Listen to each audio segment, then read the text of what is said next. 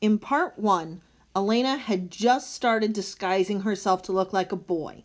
Her and her brother are going to switch places, and she's going to learn to be a knight. Alanna stared at herself in the mirror. Her twin stared back, violet eyes wide in his pale face. Grinning, she wrapped herself in her cloak. With a last peek at the boy in the mirror, she followed Maud out to the courtyard. Coram and Thom, already mounted up, waited for them. Thom rearranged his skirts and gave his sister a wink. Maud stopped Alanna as she went to mount the pony Chubby. "Heal, child," the woman advised. "Heal all you can, or you'll pay for it. The gods mean for their gifts to be used." Alanna swung herself into the saddle and patted Chubby with a comforting hand. The pony, sensing that the good twin was on his back, stopped fidgeting. When Thom was riding him, Chubby managed to dump him. The twins and the 2 servants waved farewell to the assembled castle servants, who had come to see them off. Slowly they rode through the castle gate, Alanna doing her best to imitate Thom's pout, or the pout Thom would be wearing if he were riding to the palace right now. Thom was looking down at his pony's ears, keeping his face hidden. Everyone knew how the twins felt at being sent away. The road leading from the castle plunged into heavily overgrown and rocky country. For the next day or so, they would be riding through the unfriendly forests of the Grimhold Mountains, the great natural border between Tortal and Scanra. It was familiar land to the twins. While it might seem dark and unfriendly to people from the south, to Alanna and Thom it would always be home. At mid-morning, they came to the meeting of Trebond Way and the Great Road.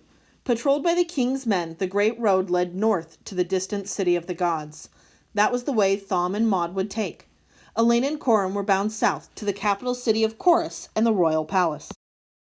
The 2 servants went apart to say goodbye and give the twins some privacy.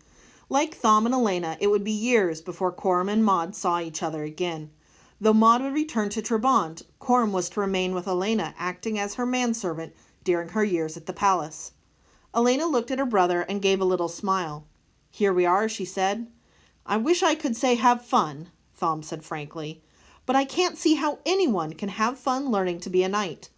Good luck, though. If we're caught, we'll both be skinned." "No one's going to catch us, brother." She reached across the distance between them, and they gripped hands warmly. "Good luck, Thom. Watch your back." "There are a lot of tests ahead of you," Thom said earnestly. "Watch your back." "I'll pass the tests," Alanna said. She knew they were brave words, almost foolhardy, but Thom looked as if he needed to hear them. They turned their ponies then and rejoined the adults. "Let's go," Alanna growled to Coram. Maud and Thom took the left fork of the Great Road, and Alanna and Coram bore right. Alanna halted suddenly, turning around to watch her brother ride off. She blinked the burning feeling from her eyes, but she couldn't ease the tight feeling in her throat. Something told her Thom would be very different when she saw him again. With a sigh, she turned Chubby back towards the capital city. Coram made a face and urged his big gelding forward. He would have preferred doing anything to escorting a finicky boy to the palace. Once he had been the hardiest soldier in the king's armies. Now he was going to be a joke. People would see that Thom was no warrior, and they would blame Coram, the man who was to have taught him the basics of the warrior craft.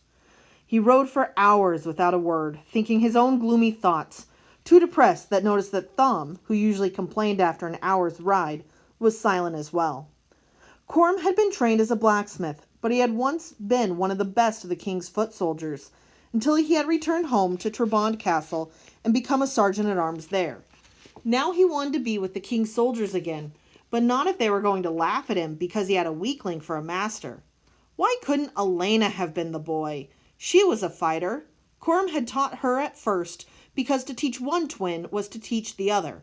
Poor motherless things. Then he had begun to enjoy teaching her. She learned quickly and well, better than her brother. With all his heart, Coram Smithson wished now, as he had in the past, that Alanna were the boy. He was about to get his wish in a left-handed way. The sun was glinting from directly overhead. Time for the noon meal. Coram grunted orders to the cloaked child, and they both dismounted in a clearing beside the road. Pulling bread and cheese from a saddlebag, he broke off a share and handed it over. He also took the wineskin down from his saddle horn. "We'll make the way house by dark, if not before," he rumbled. "Till then we make do with this." Alanna removed her heavy cloak. "This is fine with me." Coram choked, spraying a mouthful of liquid all over the road. Alanna had to clap him on the back before he caught his breath again. "Brandy?" he whispered, looking at the wineskin. He returned to his immediate problem. "By the black God!" he roared, turning spotty purple. "We're going back this instant, and I am tanning your hide for ye when we get home. Where's that devil-spawned brother of yours?" "Coram, calm down," she said. "Have a drink." "I don't want a drink," he snarled. "I want to beat the two of you till your skins won't hold water." He took a deep gulp from the wineskin. "Thom's on his way to the city of the gods with Maud," Alanna explained. "She thinks we're doing the right thing." Coram swore under his breath. "That witch would agree with you two sorcerers. And what does your father say?" "Why should he have to know?" Alanna asked. "Coram, you know Thom doesn't want to be a knight. I do." "I don't care if the two of you want to be dancing bears," Coram told her, taking another swallow from the skin. "You're a girl." "Who's to know?" She bent forward, her small face intent. "From now on, I'm Alan of Trabant, the younger twin. I'll be a knight, Thom will be a sorcerer. It'll happen. Maud saw it for us in the fire." Coram made the sign against evil with his right hand. Magic made him nervous. Maud made him nervous. He drank again to settle his nerves. "Lass, it's a noble thought, a warrior's thought, but it'll never work. If you're not caught when you bathe, you'll be turning into a woman." "I can hide all that, with your help. If I can't, I'll disappear." "Your father will have my hide." She made a face. "Father doesn't care about anything but his scrolls." She drew a breath. "Coram, I'm being nice. Thom wouldn't be this nice. Do you want to see things that aren't there for the next 10 years? I can work that, you know. Remember when Cook was going to tell Father who ate the cherry tarts? Or the time Godmother tried to get Father to marry her?" Coram turned pale.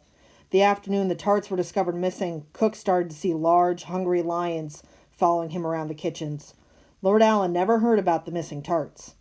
When the twins' godmother came to Trabant to snare Lord Alan as her next husband, she had fled after only 3 days, claiming the castle was haunted. "Ye wouldn't," Coram whispered. He had always suspected that the twins had been behind Cook's hallucinations and Lady Catherine's ghosts, but he had kept those thoughts to himself. Cook gave himself airs, and Lady Catherine was cruel to her servants. Seeing she had struck a nerve, Alanna changed tactics. "Thom can't shoot for beans, and I can. Thom wouldn't be a credit to you. I will, I think. You said yourself a grown man can't skin a rabbit faster'n me." She fed her last piece of bread to Chubby and looked at Coram with huge pleading eyes. "Let's ride on. If you feel the same in the morning, we can turn back." She crossed her fingers as she lied. She had no intention of returning to Trabant. "Just don't rush. Father won't know till it's too late." Coram swigged again from the skin, getting up shakily. He mounted, watching the girl. They rode silently while Coram thought and drank. The threat about making him see things didn't worry him much. Instead, he thought of Thom's performance in archery. It was enough to make a soldier cry. Alanna was much quicker than her brother. She rarely tired, even hiking over rough country. She had a feel for the fighting arts, and that was something that never could be learned. She was also stubborn as a mule. Because he was absorbed in his thoughts, Coram never saw the wood snake glide across the road. Alanna and Coram's horse spotted the slithery creature in the same second. The big gelding reared, almost throwing his master. Chubby stopped dead in the road, surprised by these antics. Coram yelled and fought to hold on as his mount buckled frantically, terrified by the snake. Alanna never stopped to think. She threw herself from Chubby's saddle and grabbed for Coram's reins with both hands. Dodging the gelding's flying hooves frantically, she used all her strength and weight to pull the horse down before Coram fell and broke his neck. The gelding, more surprised than anything else by the new weight on his reins, dropped to all fours. He trembled as Alanna stroked his nose, whispering comforting words. She dug in a pocket and produced an apple for the horse, continuing to pet him until his shaking stopped. When Alanna looked up, Coram was watching her oddly. She had no way of knowing that he was imagining what Thom would have done in similar circumstances. Her twin would have left Coram to fend for himself. Coram knew the kind of courage it took to calm a large bucking horse. It was the kind of courage a knight needed in plenty. Even so, Alanna was a girl. By the time they arrived at the Way House, Coram was very drunk. The innkeeper helped him to bed while his wife fussed over the poor wee lad. In her bed that night, Alanna listened to Coram's snores with a wide grin on her lips. Maud had managed to fill the wineskin with Lord Alan's best brandy, hoping her old friend might be more open to reason if his joints were well oiled. Coram woke the next morning with the worst hangover he'd ever had. He moaned as Alanna entered his room. "Don't walk so loud," he begged. Alanna handed him a steaming mug. "Drink. Maud says this makes you feel better every time." The man drank deeply, gasping as the hot liquid burned down his throat. But in the end, he did feel better. He swung his feet to the floor, gently rubbing his tender skull. "I need a bath." Alanna pointed to the bath already waiting in the corner. Coram glared at her from beneath his eyebrows. "Go order breakfast. I take it I'm to call ye Alan now?" She yelped with joy and skipped from the room.